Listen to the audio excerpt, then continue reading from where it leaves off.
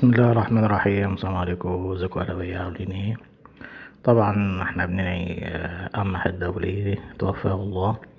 ربنا يرحمك يا أمح.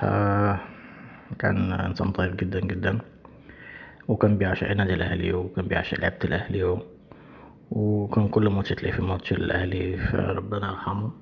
ليه كلنا ندعي له ربنا يرحمه ويغفر له. هو عانى كتير في الفترة الأخيرة، كان تعبان جدا جدا. فربنا يرحمك يا أمح الدولي ويغفر لك يا رب، ويظبط أقدامك ويظبط أسرتك يا رب العالمين.